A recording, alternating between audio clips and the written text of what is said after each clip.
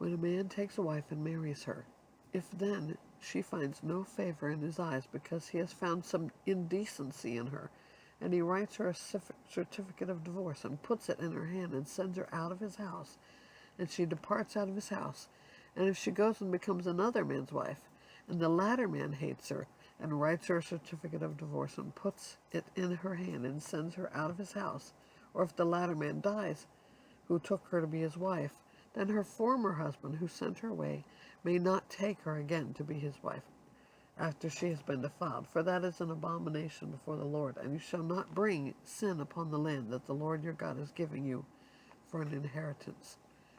When a man is newly married, he shall not go out with the army or be liable for any other public duty.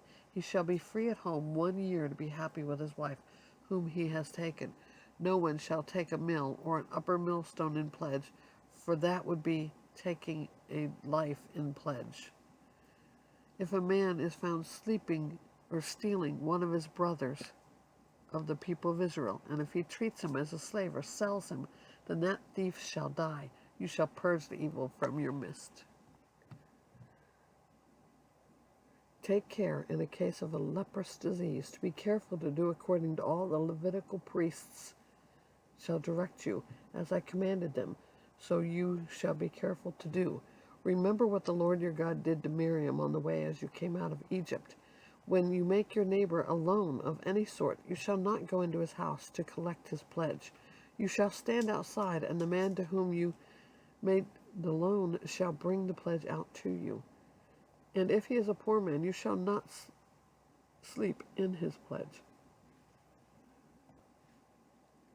You shall restore to him the pledge as the sun sets, that he may sleep in his cloak and bless you. It shall be righteousness for you before the Lord your God. You shall not oppress a hired worker who is poor and needy, whether he is one of your brothers or one of the sojourners who are in your land within your towns. You shall give him his wages on the same day before the sun sets, for he is poor and counts on it, lest he cry against you to the Lord and you be guilty of sin. Fathers shall not be put to death because of their children, nor shall children be put to death because of their fathers.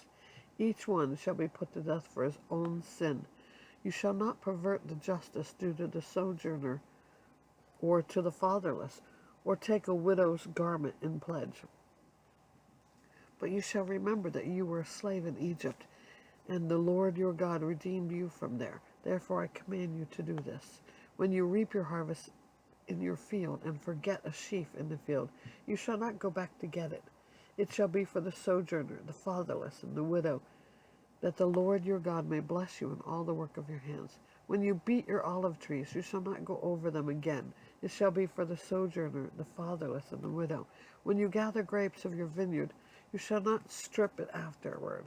It shall be for the sojourner, the fatherless, and the widow. You shall remember that you were a slave in the land of Egypt. Therefore I command you to do this.